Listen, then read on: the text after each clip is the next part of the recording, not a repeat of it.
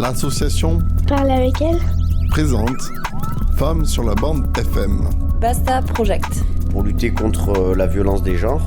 4 faces, que ce soit à Berlin, à Toulouse, à Oran ou bien à Naples. Basta Project. Donc un échange interculturel. Projet Basta, parler de ces questions liées au genre, des droits des femmes et tout ça, c'est des questions qui restent encore très très sensibles.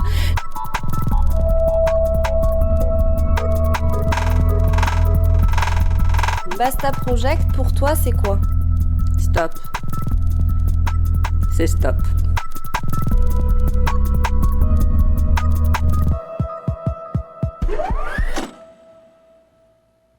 Basta numéro 2, donc Femmes sur la bande FM, le concept inventé, créé, co-créé entre l'association Parle avec elle et Radio Campus FM 9.4.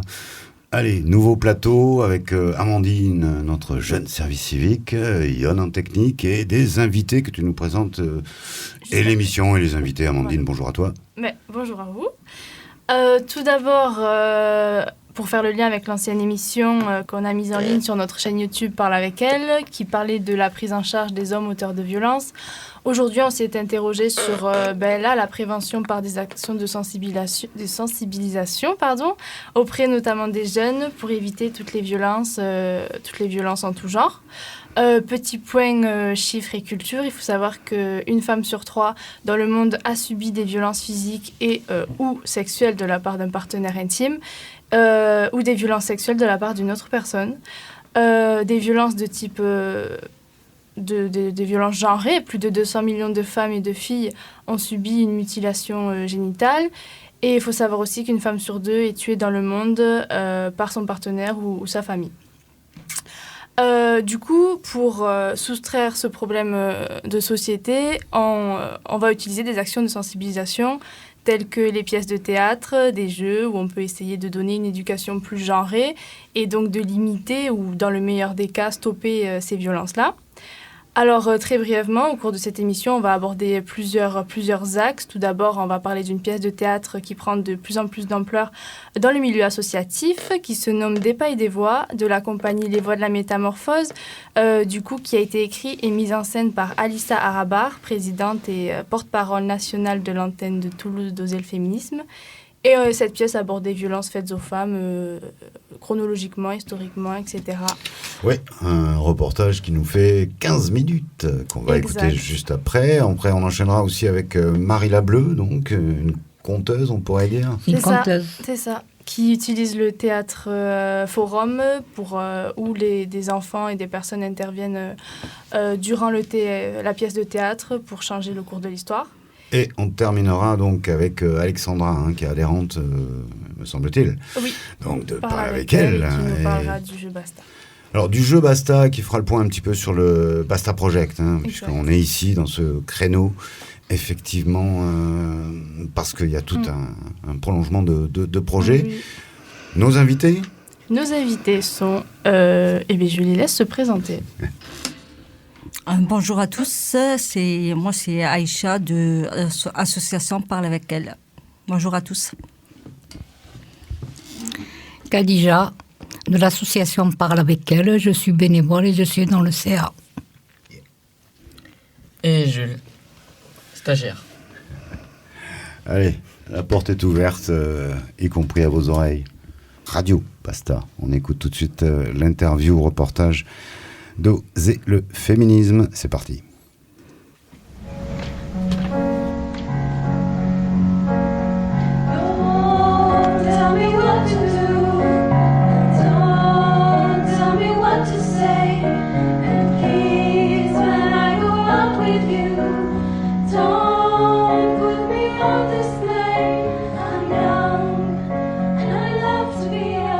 Alors, je m'appelle Alissa Arabar. J'ai créé une compagnie qui s'appelle Les Voix de la Métamorphose, qui a été créée donc par moi et un groupe de jeunes militants et militantes dans le but de créer des spectacles féministes, donc pour la lutte pour l'égalité entre les femmes et les hommes, en faisant passer le public par une émotion pour leur permettre par la suite de réfléchir. Donc j'ai conçu ce spectacle en partenariat avec l'association Oser le féminisme, dont je suis porte-parole nationale et présidente de l'antenne Occitanie, et je l'ai vraiment vraiment conçu comme un spectacle militant parce qu'il est ancré dans le réel de mon expérience militante, avec des témoignages que j'ai pu recueillir, des expériences que j'ai pu vivre, et il est accompagné d'un bord de scène, c'est-à-dire d'un temps d'échange et de débat avec le public sur les thèmes abordés pendant le spectacle. Hier, dans la nuit, on s'est disputé et ça a été beaucoup plus violent que d'habitude. Il m'a poussée, je suis tombée et je me suis fait mal. Lorsque j'ai voulu me relever, il a ramassé un torchon avec lequel il m'a étranglée. J'aurais voulu me débattre, mais j'étais tétanisée. J'avais peur que le bruit réveille ma fille à l'étage, qu'elle me voie comme ça. J'ai honte, si honte qu'il m'ait fait subir ça. Je porte un foulard autour du cou aujourd'hui. J'ai l'impression que tout le monde me regarde. J'ai l'impression que tout le monde sait. Je voudrais partir, le quitter. Vers qui me tourner? Si je le quitte, où aller? J'avais une amie qui a décidé de fuir son mari. Elle vit dans la rue aujourd'hui. Et mes enfants? Que va-t-il leur faire si je ne suis plus là? Et les problèmes financiers? Il a toujours refusé que je travaille. J'ai peur de lui, mais je suis terrifiée à l'idée de partir. Je sais qu'il doit être désolé, car il m'a offert des fleurs aujourd'hui.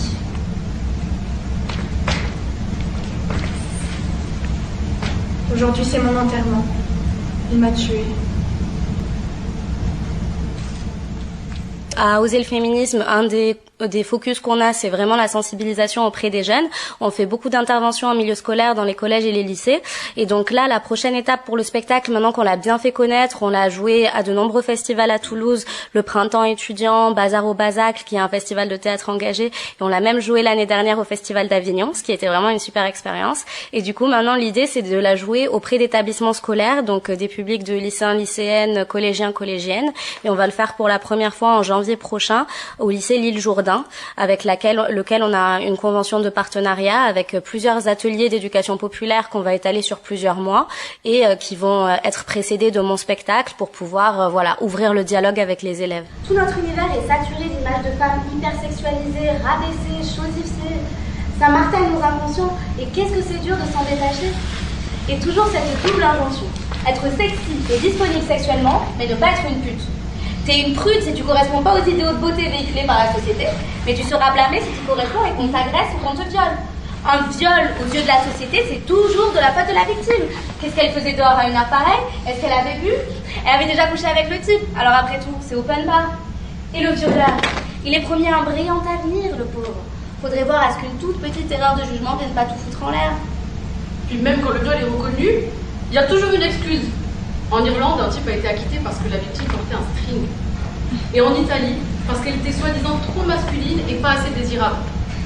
Et au procès de Darmanin, ils ont même été jusqu'à dire que le défaut de consentement ne suffit pas à caractériser un viol. Encore faut-il que l'agresseur ait conscience d'imposer un rapport sexuel. On marche sur la tête. C'est clair. Puis même cette notion de consentement est problématique. Le sexe, c'est pas un contrat de vente, merde. On évacue toute idée de désir, là. C'est comme si c'était un truc que les mecs nous font, et nous, on doit juste dire oui ou non. Et encore, si on dit non, il faut le faire bien. Il faut crier et se débattre, sinon ça compte pas. Même à 11 ans, on peut consentir, apparemment. C'est ça. Comme si je ne pouvais jamais être sujet de mon propre plaisir. Comme si, pour jouir, on devait forcément être dominé des objets, toujours regardés. Une fois, au lycée, on m'a renvoyé chez moi parce que ma robe dévoilait mes bretelles de soutien-gorge. Apparemment, ça déconcentrait les garçons. Et ça commence par là. Mon éducation est moins importante que celle des garçons. Je ne suis qu'une distraction. Oui, ils ont des pulsions sexuelles irrépressibles et si je les provoque, bien évidemment, ils ont le droit de les décharger sur moi. Alors, mon spectacle, je l'ai conçu comme une dénonciation de ce qu'on appelle le continuum des violences contre les filles et les femmes. C'est-à-dire toute la suite de violences qui existent au cours de la vie, du plus jeune âge à l'âge adulte, et qui explique les violences un peu plus visibles dont on entend davantage parler, comme les féminicides, par exemple, mais qui découlent en fait de tout un système où toutes les violences sont liées. Je l'ai intitulé Des pas et des voix parce que mon objectif, c'était de parler des violences contre les filles et les femmes, mais aussi des résistances à ces violences à travers le monde. Et du coup, pour moi, des pas et des voix, ça représente les résistances parce que, les marches, énormément de marches. Dans la scène 1, qui est un peu une scène d'introduction, je parle de toutes les violences à travers le monde et je mentionne par exemple les mères de la place de Mai qui marchent inlassablement pour retrouver leurs enfants disparus. Il y a eu les Women Marches après l'élection de Donald Trump qui ont lieu dans le monde entier. Là, depuis quelques années, que ce soit en Amérique du Sud où les marches pour l'IVG sont particulièrement fortes ou partout dans le monde. Là, on a vu en France le 23 novembre, c'était historique, il y avait 150 000 personnes dans les rues. Donc voilà, la marche, c'est quand même un acte de résistance. Et puis les voix, parce que c'est l'enjeu de transformer le silence en parole. C'est un texte de Audre Lorde, qui est une féministe que j'admire beaucoup. Et en fait, qui signifie que il y a de vrais tabous, il y a une omerta autour des violences contre les filles et les femmes. On l'a vu avec, par exemple, l'affaire Weinstein. Et du coup, il y a un vrai enjeu à transformer le silence en parole et à libérer la parole des femmes pour qu'on puisse dénoncer ces violences. Donc, parler des violences, c'est déjà un acte de résistance en soi. Donc, c'est pour ça que j'ai appelé le spectacle Des pas et des voix. Vous voyez un type le soir dans une caisse qui ralentit pour dire à une fille « t'es jolie ». Peut-être que pour lui, c'est un compliment. Mais pour nous, une caisse qui ralentit la nuit, c'est pas un compliment, c'est une menace. Ils sont pas capables ou n'ont pas envie de se mettre à notre place. Mais nous, à chaque instant de notre vie, on fait attention, on regarde ce qui se passe autour. J'ai pas peur quand une femme passe à côté de moi. Mais quand c'est un homme, j'ai une petite partie de mon cerveau qui est en alerte, tout le temps. On a développé des tas de mécanismes pour s'adapter et se protéger, parce qu'on vit dans cette crainte constante. On sait qu'en tant que femme, on peut être agressé n'importe quand. Ouais, c'est vrai. On n'apprend pas aux filles à se défendre physiquement. On nous apprend à faire attention. On nous apprend à avoir peur finalement. Donc, si on a réussi à se mettre en danger, ben, on est vulnérable et fragile et on n'a plus qu'à se laisser faire et nos yeux pour pleurer. Pourquoi on ne nous apprend pas qu'on a le droit de se défendre, de dire non, de poser des limites? Pourquoi on ne nous apprend pas à reconnaître et à défendre nos désirs? Mais c'est comme ça. C'est comme ça que ça marche. On est conditionné à suivre ce modèle-là. C'est les garçons qui décident et les filles qui cèdent. Alors sur les réseaux sociaux, on est sur Facebook, ça s'appelle Compagnie Les Voix de la Métamorphose. Et pour suivre le travail de l'association, c'est Oser le féminisme, ! Ou Oser le féminisme Toulouse, donc sur Facebook. On va bientôt créer une page Instagram, mais c'est pas encore le cas. Et vous pouvez m'écrire par email si par exemple vous voulez programmer la pièce, ce qui serait génial. C'est Alysa, ALY2SA, .arabar, AHRABARE, .afev, AFEV, @gmail.com. Les contes m'ont appris que les prédateurs rôdent partout, qu'il faut respecter l'ordre établi. Ils m'ont appris à ne jamais sortir de chez moi toute seule et à toujours faire très attention. Les contes m'ont appris qu'un garçon peut embrasser une fille dans son sommeil et qu'elle lui en sera éternellement reconnaissante. Ils m'ont appris qu'un père peut vouloir consommer sa fille et même que c'est normal si elle est suffisamment jolie. Les contes m'ont appris qu'on devait vendre ce qu'on a de meilleur en nous pour l'amour. Pas pour l'amour, non, pour l'attention d'un homme. Et que ce même homme nous aimerait avec ou sans voix, sans mots, sans paroles, sans rien d'autre qu'un beau sourire et un beau visage. Les contes et tous les autres mythes m'ont appris qu'une femme qui a du pouvoir, c'est une sorcière, et qu'elle est forcément seule, laide et monstrueuse, qu'il faut être une bonne fille, une princesse, douce et docile, gentille, patiente et discrète. Car les sorcières, on les tue, les sorcières, on les brûle, tout au long du Moyen-Âge, femmes brûlées sur des bûchers, tout au long du XVIe siècle, Renaissance, parce qu'elles étaient vieilles, parce qu'elles étaient libres, parce qu'elles étaient riches de leurs connaissances en médecine, parce qu'elles lisaient ou qu'elles écrivaient des livres, parce qu'elles osaient se rassembler loin du contrôle des hommes, brûlées en public pour que toutes nous puissions voir, apprendre, comprendre qu'il faut rester à sa place, loin des regards cloîtrés, loin des odeurs de chair brûlée. Renaissance. Au jardin d'Éden, Lilith, mère de toutes les sorcières, première compagne d'Adam, a quitté le paradis parce qu'elle était un sujet de désir. Elle voulait disposer de son propre corps. Alors, on l'a chassée, diabolisée, effacée. Avec les contes et les mythes, j'ai aussi appris que les autres femmes étaient mes ennemies, viles, vipères, belles et perfides. Chaque histoire contée a bâti des murs entre moi et mes sœurs, me laissant vide d'elles, vide de moi, me laissant seule comme une proie, seule, à la merci des agresseurs qui rôdent et qui d'une morsure prétendent nous sauver, qui nous dévorent de leur prétendu amour que l'on doit à tout prix désirer, qui nous désirent et qui nous prennent, volent nos vies, nos voix, la fin de nos histoires.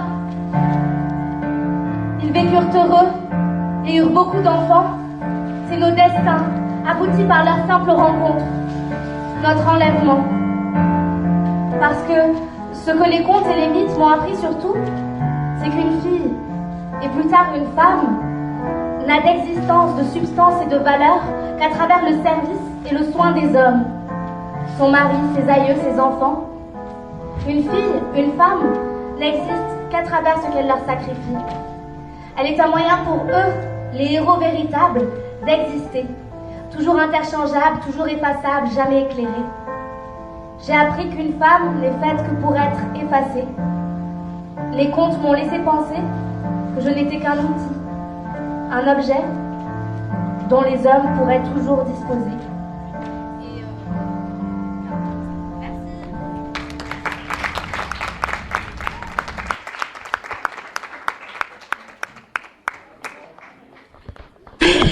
Je suis Martine, je suis adhérente à parler avec elle et je suis allée voir le spectacle des Pas des Voix au Centre Saint-Simon. Moi j'ai trouvé ça très fort. C'était vraiment très très fort. En plus il y avait ce qui était intéressant, c'est qu'il y avait aussi une danseuse, enfin un danseur et une danseuse. Il y avait des chants, et c'était pas larmoyant. C'était vraiment, il y avait un message que chacun pouvait recevoir comme il le sentait, et il y avait vraiment, chacun pouvait entendre ce message comme il ressentait, mais c'était vraiment très très fort. Moi, je trouvais que les filles avaient beaucoup travaillé et finalement, quand on a discuté avec elles avaient très peu répété, donc ça c'était incroyable. S'ils n'avaient pas mis ça, de la danse et des chants, je pense que ça nous aurait plombé et on n'aurait pas arrivé à reprendre notre souffle pour la suite. Donc ça permettait que les gens puissent un peu reprendre leur haleine et attendre la suite, enfin si je peux dire comme ça. Et ça a évité aussi que, justement, comme je disais tout à l'heure, ce côté lourd et larmoyant.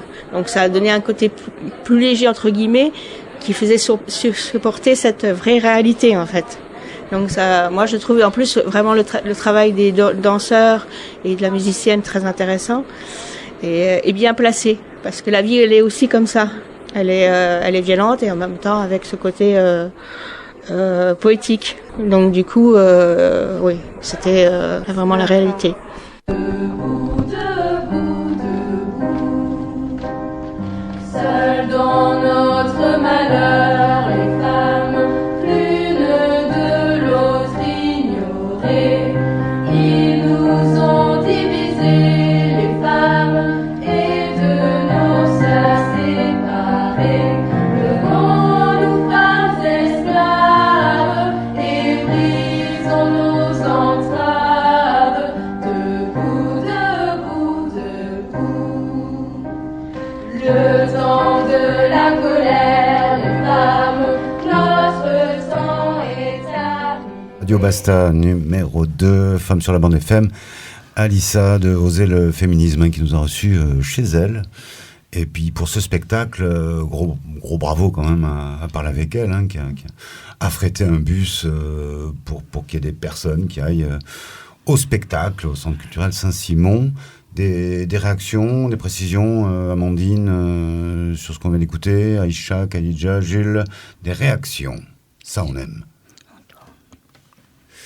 Allez Aïcha, on se lance sur ce spectacle ou de toute façon sur ce que ça raconte, sur l'environnement qui cultive plus la culture masculine, largement plus au détriment de la féminine évidemment. Oui, mais pour moi c'est vraiment un spectacle qui m'a vraiment touchée, j'ai été émue.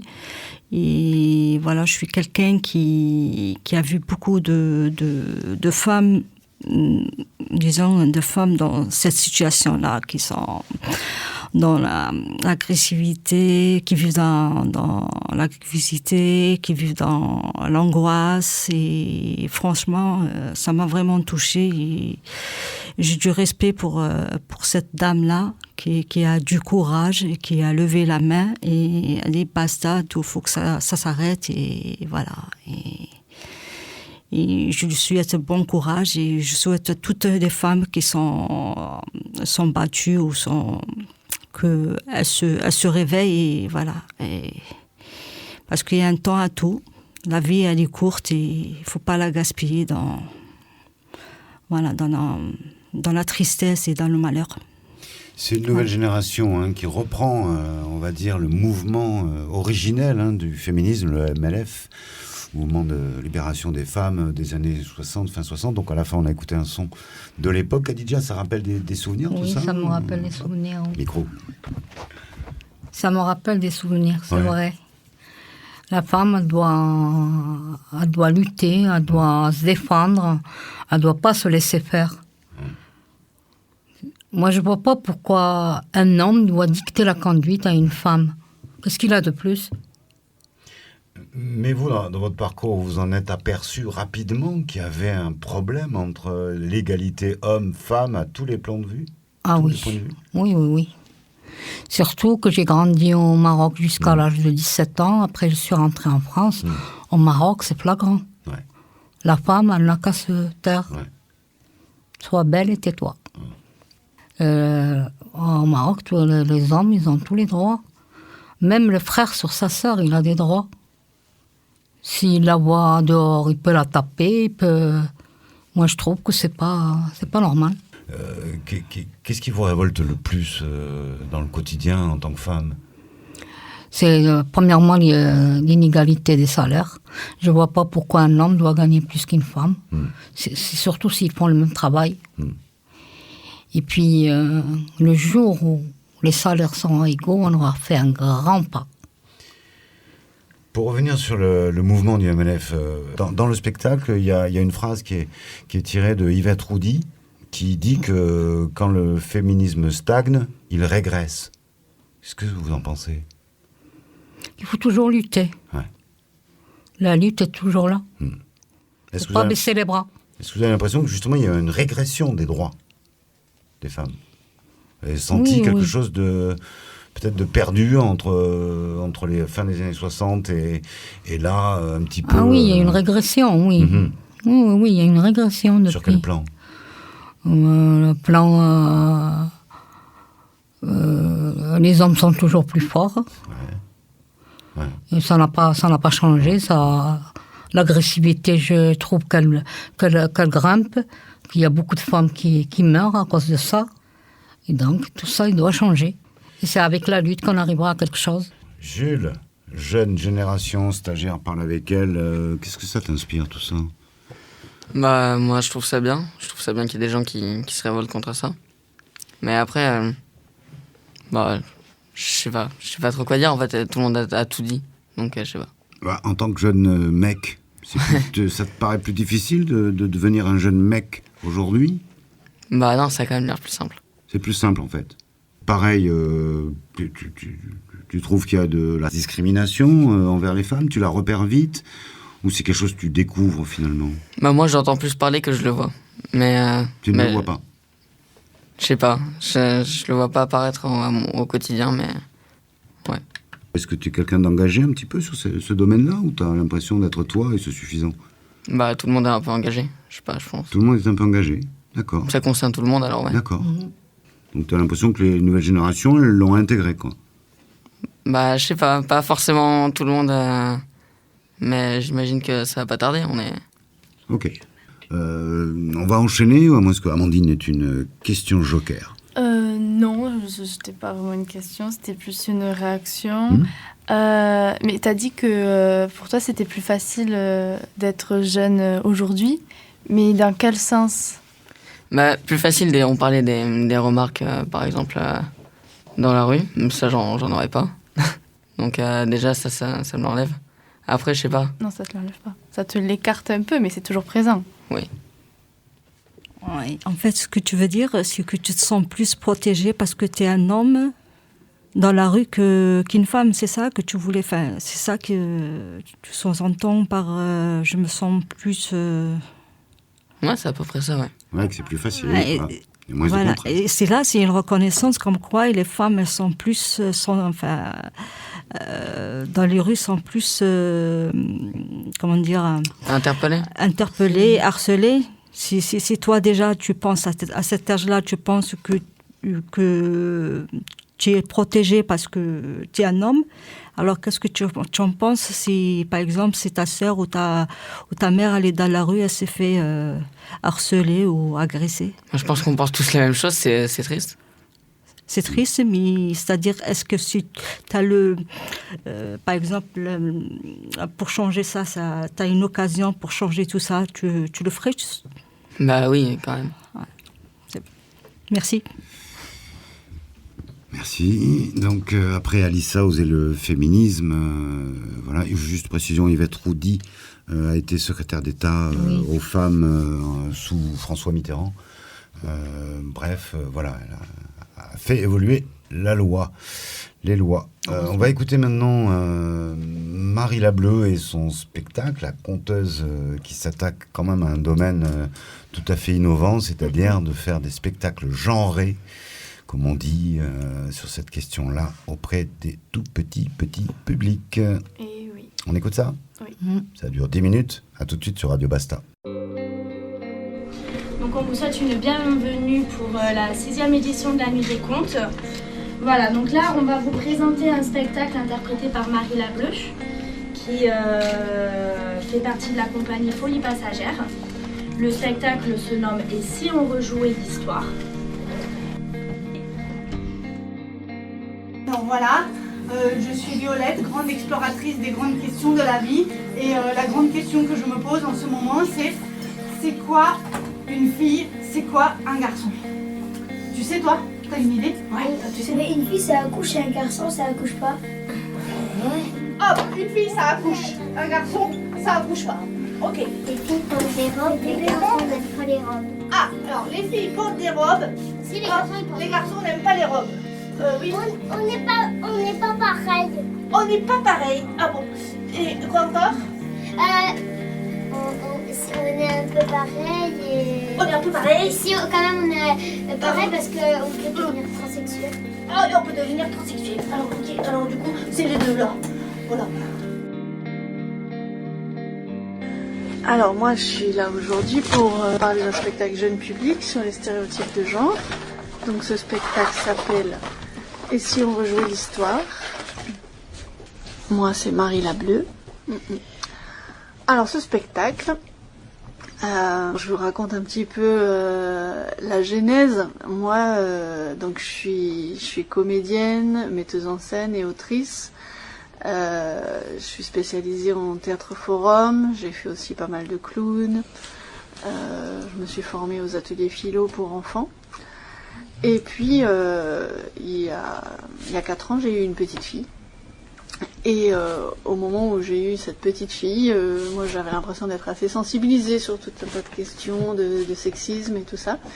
Mais d'un seul coup, je me suis pris ces questions d'inégalité homme-femme encore plus fort dans la figure, et en particulier par rapport à ma petite fille, qu'on a enfermée vraiment dans des petites cases roses, avec des loulous roses, des paillettes pas encore toutes petites, mais effectivement, là ça y est, c'est en train d'arriver. Et puis au niveau des mots aussi, dans lesquels elle était enfermée par l'entourage, la famille, la crèche, la nounou, sur le fait qu'elle était sage, qu'elle était gentille, qu'elle était douce, ou alors qu'elle était vilaine parce qu'elle pleurait, des choses comme ça.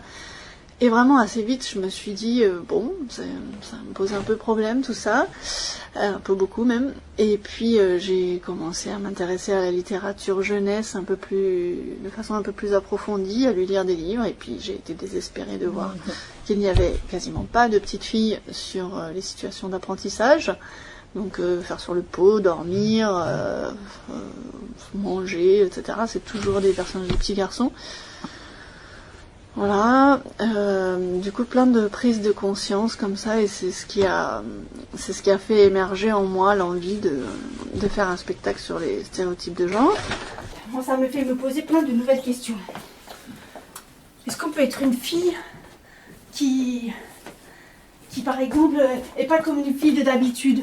Et si je me sens être un garçon, mais que j'aime bien mettre des robes, est-ce que je suis quand même un garçon, ou est-ce que ça me fait me transformer en fille? Et puis si j'ai pas envie d'être ni un garçon ni une fille, est-ce que j'ai le droit?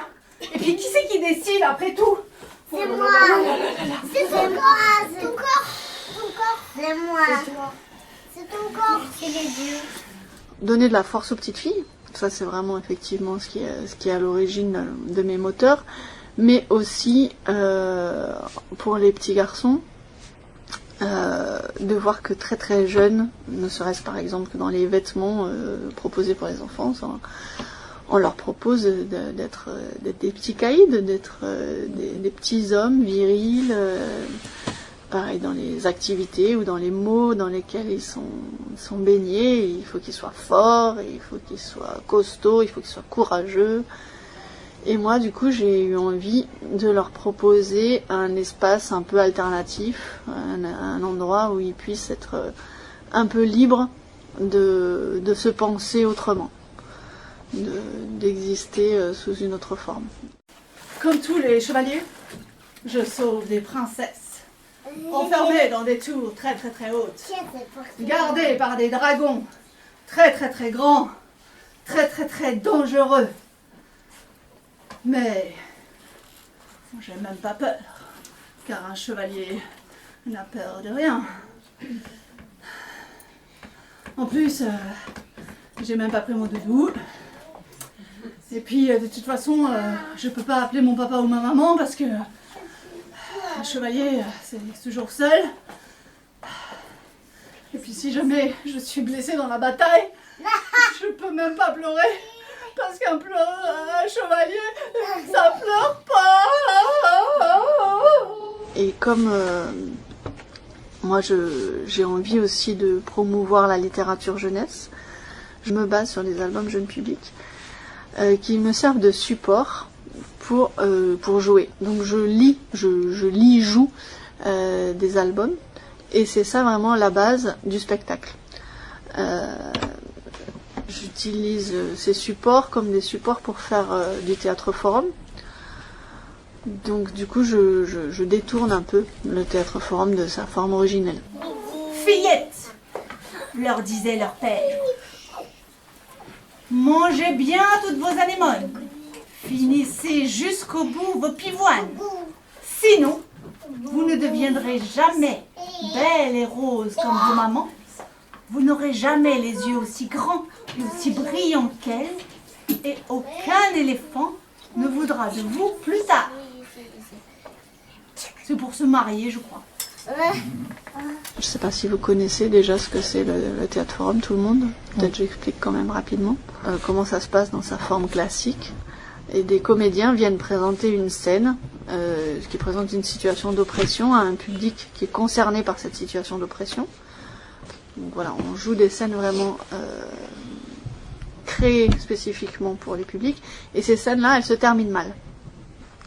Et le public est invité à venir sur scène pour remplacer l'opprimé, la personne qui considère être traitée de manière injuste, pour venir improviser avec les comédiens pour trouver une autre fin à l'histoire. Et du coup, la scène se présente un peu comme un terrain d'expérimentation, un endroit safe, un endroit sécurisant, dans lequel on peut tester des stratégies, s'essayer, avoir dans telle situation, moi je pense que je ferais comme ça, mais on peut se dire ça quand on est sur la chaise, et puis quand on est sur le plateau, déjà on voit bien que nos émotions nous amènent parfois à aller ailleurs que ce qu'on pense être la bonne solution, ou quelquefois ce qu'on pense être la bonne solution, on se confronte en face à des réactions auxquelles on ne s'attendait pas, et donc on peut tester comme ça différentes techniques, différentes stratégies. Tester aussi des choses dans lesquelles on ne se sentirait pas à l'aise dans la vraie vie, se mettre en colère par exemple, qu'est-ce que ça fait si on n'ose pas, par exemple, s'opposer, là c'est un espace où on peut s'y essayer et voir que peut-être quelquefois la colère elle peut être salutaire. On peut avoir le droit en tant que fille par exemple de se mettre en colère et de l'exprimer. Je détourne cette méthode puisque je me base sur des livres, des albums jeunesse, que je commence à lire, à compter, et puis je m'arrête à un moment où il y a une situation d'oppression, et je propose aux enfants de venir incarner les personnages du livre, et de chercher des stratégies pour se sortir des situations. Voilà. Du coup, vous avez plus besoin de vous habiller rose. Bon bah alors on n'a plus besoin. Vous avez qu'à les enlever alors. Waouh. Eh ben moi je mets une écharpe rose. Ah ouais, tu mets une écharpe rose, bah d'accord. Ah bah moi aussi, tiens, qu'est-ce que... Un bonnet rose. Un bonnet rose là. Parce que j'ai ça. Bah voilà. Vous savez, au début là du spectacle, j'avais très peur de venir vous voir. Et je me suis demandé, est-ce que c'est parce que je suis une fille que j'ai peur comme ça? Je posais la question parce qu'il y a des dessins animés ou des livres qui disent que les filles elles ont peur de tout, qu'elles ont pas de courage, que c'est pas courageux. C'est même pas vrai, les garçons ils ont peur. Mais non, vous avez raison.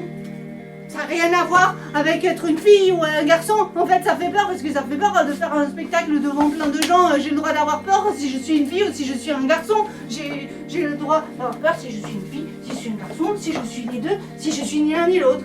J'ai le droit d'être courageuse. J'ai le droit de prendre de la place. J'ai le droit de pleurer, de jouer au ballon, de courir dans les prés, de me salir, de jouer à la poupée, d'aimer le rose, le jaune, le bleu, le vert, le violet et toutes les couleurs de l'arc-en-ciel. Que je me sente une fille, un garçon, les deux, ou ni l'un ni l'autre, j'ai le droit.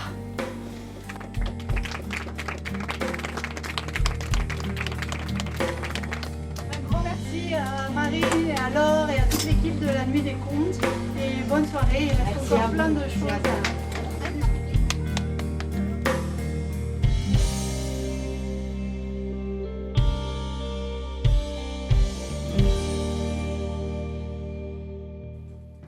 Petit reportage, prise de son Amandine, Oui, cut exactement. Amandine, montage Marco.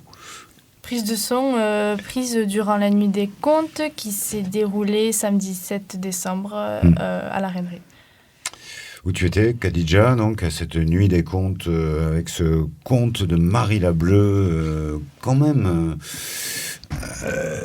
le cœur du problème, le petit cœur du problème, c'est dès les premiers instants de l'enfance, quoi. Ben oui, l'éducation commence là.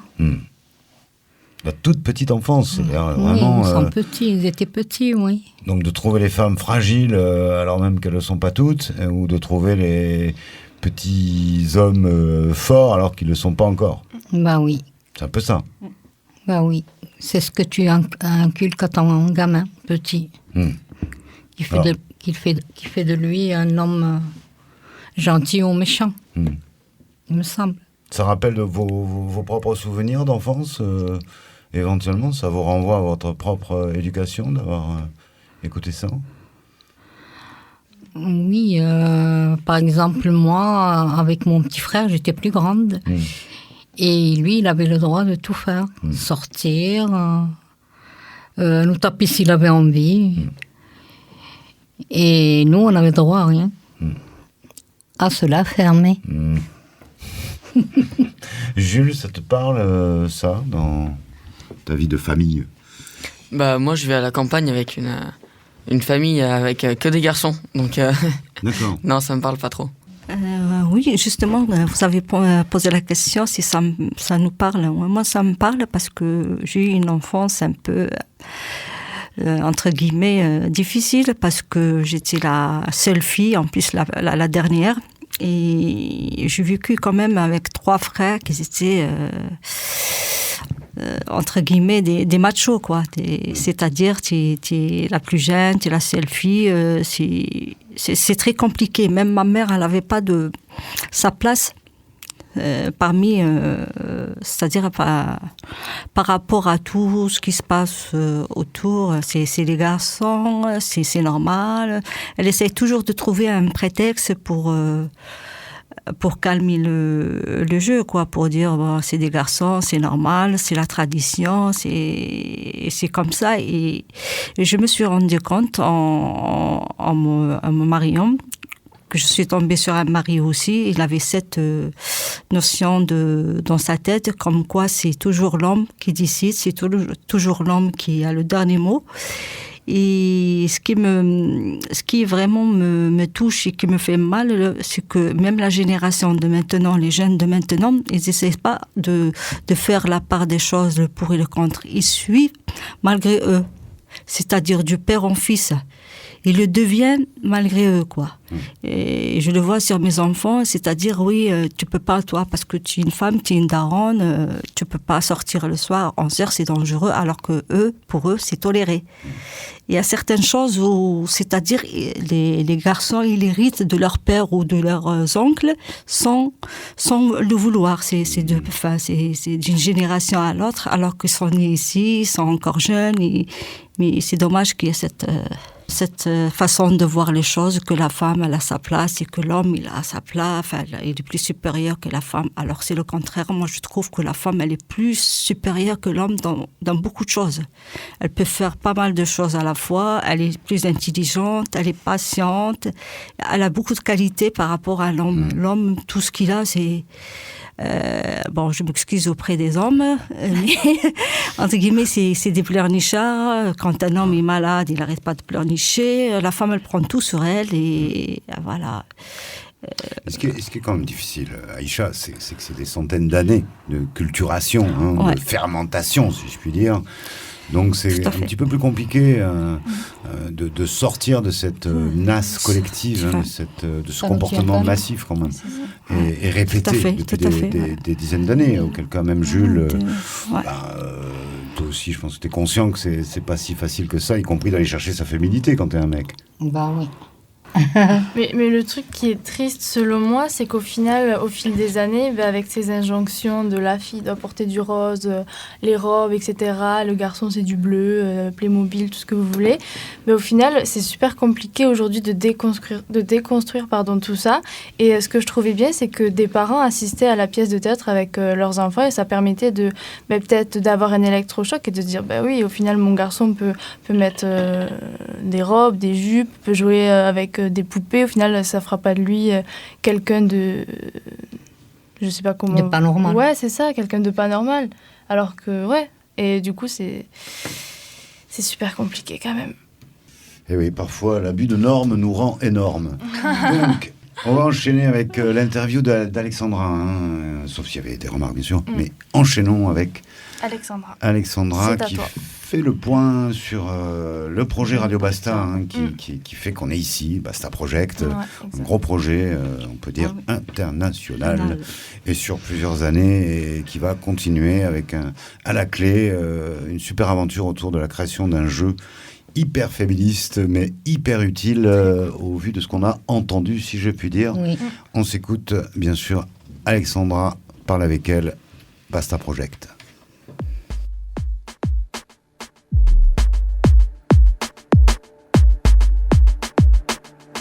Alors, du coup, c'est un jeu que nous avons élaboré lors d'un échange interculturel entre les 4 pays, donc le projet Basta. Et c'est un jeu à la base que nous avions réfléchi pour présenter à la cité universitaire des filles à Oran, pour sensibiliser aux stéréotypes, notamment de genre, et aux violences faites aux femmes. Donc le but aujourd'hui est toujours le même. Simplement la présentation du jeu a changé. Disons qu'avant le jeu c'était un jeu plutôt plateau, un jeu plateau classique avec un côté ludique, avec différentes couleurs, et aujourd'hui avec la designeuse avec laquelle nous sommes en partenariat, nous avons réfléchi notre forme de jeu. Donc là c'est des cartes en fait avec différentes catégories qui traitent de différents sujets. Par exemple la catégorie le savais-tu, où là on va poser des questions d'ordre général. Donc je ne sais pas, par exemple une question qui me vient en tête, c'est depuis quand le 25 novembre est la journée mondiale de la lutte contre les violences faites aux femmes. Voilà, donc c'est une catégorie par exemple qui va servir à informer des personnes qu'elles soient sensibilisées ou pas aux stéréotypes de genre et aux violences faites aux femmes. Donc c'est une catégorie qui peut balayer différents champs, en fait, différentes questions et problématiques. Après, on a la catégorie « Et si on en parlait ?» Voilà, donc avec plus des définitions, par exemple, qu'est-ce que l'endométriose, qu'est-ce que la taxe rose, voilà, des choses comme ça. On a la catégorie corps et sexualité, donc avec différentes questions aussi qui vont traiter notamment du corps des femmes par exemple, mais il peut y avoir d'autres questions plus spécifiques à la sexualité. Voilà, tout ça en fait pour encore une fois pouvoir discuter autour d'un jeu, avoir un aspect en fait différent, un outil différent pour parler de ces stéréotypes là qu'on peut avoir partout dans notre vie de tous les jours, dans notre travail. Donc voilà. Et donc on réfléchit aussi sur d'autres catégories.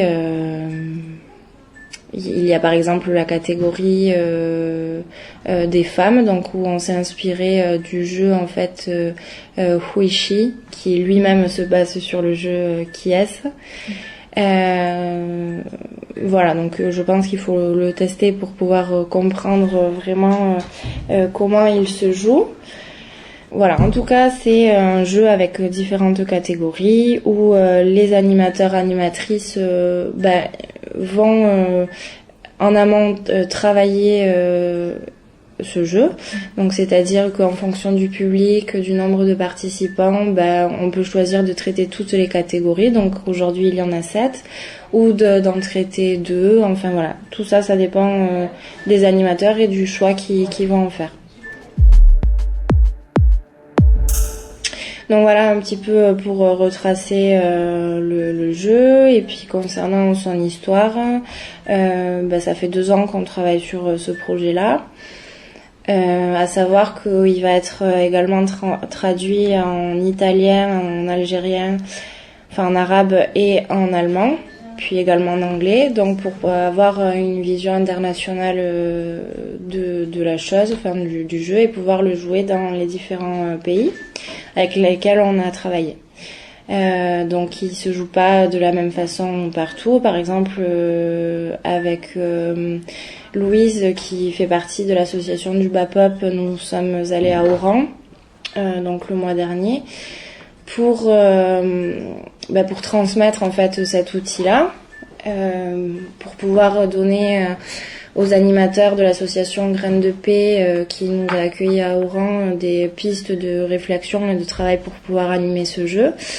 Et donc on s'est rendu compte aussi que le côté interculturel était très important et très présent parce que on n'avait pas la même façon d'animer que pouvaient proposer en fonction de leur public et des gens qui visent, parce que le contexte n'est pas le même ici et là-bas, et que le contexte finalement il est super important à travailler et surtout à connaître. Il me semble que pour bien communiquer sur ça, il faut aussi être sensibilisé à ça et à ces thématiques-là. Et pour être sensibilisé à ces thématiques-là, il y a des façons aussi de pouvoir apporter tous ces sujets et pouvoir transmettre et communiquer sur ces sujets-là.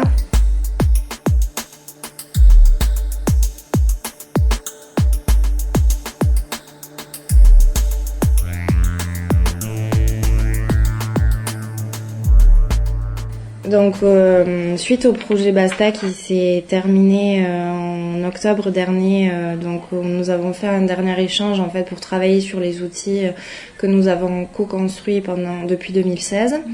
Nous avons fait donc un dernier échange à Luchon, et suite à ce projet est né un autre projet, on va dire, un job shadowing, qui consiste à aller donc dans les différents pays qui se sont déjà retrouvés depuis 2016, donc à savoir l'Algérie, la France, l'Allemagne et l'Italie. Et donc, il y a une personne de chaque pays qui se détache pour aller dans le pays qui accueille. Donc, en l'occurrence, Louise, qui représente le BAPOP, et moi, du coup, de parler avec elle, on s'est retrouvés à l'association Graines de Paix basée à Oran. Devait nous rejoindre également Daniela de l'association Noi Voi, je sais plus quoi, Didone, enfin quelque chose comme ça, voilà, l'italien et moi c'est pas trop ça, mais qui devait nous rejoindre, malheureusement elle n'a pas eu son visa. Mais du coup, voilà, cet échange en fait s'est fait autour du 25 novembre, donc on y était avant, bien sûr. Donc avec le jeu Basta un Fissa, nous avons déjà formé en fait les bénévoles et membres de l'association Graines de Paix à animer ce jeu. Et donc nous avons pu participer à différents échanges en fait, parce qu'ils ont l'association de Graines de Paix a fait une semaine de sensibilisation contre les violences faites aux femmes. Et donc, ils sont intervenus dans des endroits différents, donc des cités universitaires, que ce soit à filles ou garçons, à l'Institut français aussi qui se trouve à Oran, dans une association de personnes séropositives, et j'en passe, dans des maisons de jeunes, enfin voilà, des choses comme ça. On a aussi pu faire une intervention avec Médecins du Monde, à Oran toujours. Donc voilà, donc ce but était, donc ils avaient fait une campagne de sensibilisation pour autour du 25 novembre, et donc nous l'idée c'était vraiment d'animer les animateurs pour qu'il y ait plus de gens qui soient sensibilisés, afin que eux-mêmes puissent sensibiliser un public, des publics différents, en fonction des interventions qui étaient possibles de faire, à savoir que le contexte en Algérie, il est un peu compliqué aujourd'hui, puisqu'il y a les élections qui approchent, et donc du coup, des fois, nous n'avions pas les autorisations, mais en tout cas, nous avons été accueillis par Graines de Paix, qui vraiment a fait, je trouve, une bonne campagne de sensibilisation, et on peut les retrouver notamment sur Facebook, Graines de Paix, où ils ont monté pas mal de teasers également, et de petites vidéos pour aussi pour sensibiliser. Donc c'est une autre forme de sensibilisation hormis le jeu, mais en tout cas on peut retrouver quand même tout ce processus là. Donc sachant que c'est un projet qui s'est arrêté, mais quand même on voit bien la volonté des 4 associations de faire perdurer localement en fait les actions qu'on a menées depuis 3 ans maintenant, sur cette thématique-là. Donc voilà ce que je peux dire.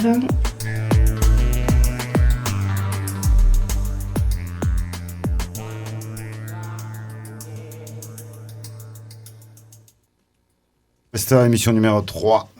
Alexandra, et donc un petit bilan sur plus de 2 ans de travail, près de 3 ans je pense même, avec les dossiers. Mais on est encore là. Comment on peut conclure cette émission, Jules, Khadija, Aïcha et Amandine? Je vous laisse la parole, je m'en vais, je vais fermer la porte. Juste un petit point. On avait fait une session de test le jour où on a assisté à la pièce de théâtre des Pas et des Voix à Saint-Simon. Et on a fait la session de test avec des jeunes de l'Épide. Du coup, si je ne me trompe pas, c'est un centre pour... L'accueil, oui. Ouais, un centre d'accueil pour les jeunes qui veulent se réinsérer, c'est ça, dans le milieu professionnel. Et du coup, c'était cool, il y avait des débats, mais je pense que le test devrait se faire dans un cadre un peu plus intime, avec moins de monde, parce que là, c'est vrai qu'on était beaucoup et que les gens peut-être n'osaient pas parler, etc. Mais au moins, je trouvais que c'était un bon début, et j'espère que ça va continuer, que ça va aller loin. Aïcha, une petite conclusion? Oui, moi, ce que je pourrais dire, c'est par rapport à Alexandra, j'ai eu l'honneur de travailler avec elle pour le projet Basta, un échange interculturel, et je garde un bon souvenir de la semaine qu'on a passée ensemble avec les Italiens, les Allemandes et les Algériennes. Et c'est un jeu très, très, très enrichissant et très important. Et je souhaite bon courage et bonne continuation à toute l'équipe et aux personnes qui ont participé. Et voilà, et je vous dis merci et bonne fête et bonne année et meilleurs vœux à tout le monde pour l'année 2020. Merci, on en aura besoin. Khadija. Eh bien, je voulais dire, femme reste dans la lutte, debout et toujours là. Allez, à la place aux jeunes. Moi aussi, je vous souhaite une bonne année, et c'est important. Et c'est cool qu'on fasse passer des idées féministes par autre chose que des vidéos ou du théâtre. Les jeux, ça peut toucher plus de monde, ça peut être sympa. Voilà, je trouve que c'est cool, et dans quelques années, je pense qu'on aura moins de problèmes. Amandine ? Oui, alors pour conclure, je peux vous rediriger du coup vers la chaîne YouTube de l'association Parle avec elle, qui se nomme du coup la chaîne Parle avec elle. C'est pas compliqué. Et il y a plein de rediffusions d'émissions de radio de l'année dernière. Il y a des témoignages, il y a vraiment beaucoup de choses. Alors je vous conseille d'aller y faire un tour. Et voilà, et je vous souhaite la santé, tout ce qu'on dit, quoi. Que de bonnes choses. Ouais, voilà. C'est vrai. Ok, merci à tous les quatre. Merci à toi, Marco. Et merci à Yon, notre jeune Merci, Marco. Un merci. Merci à vous. On se retrouve à tout bientôt sur les ondes de Radio Campus avec Radio Basta. Femmes sur la bande FM. Ciao.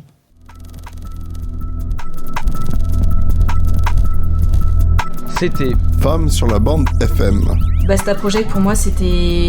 En fait, je voyais surtout du côté de la femme et de l'égalité de la femme vers les hommes, plus que le contraire. Et c'est vraiment une fois sur le terrain et avec les discussions qu'on a eues avec les membres de l'équipe des différents pays que je me suis dit, en fait, le genre, il faut aussi le questionner sur le masculin et pas que sur le féminin et l'égalité homme-femme. Basta Project. En France, à Toulouse, en Algérie, à Oran, et à Berlin, et Caserta, Italie. Et je profite puisque c'est une radio de Toulouse. Merci à vous, Radio Campus. Femmes sur la bande FM. Basta Project. Coproduction. Parle avec elle. Et Radio Campus. 2019-2020.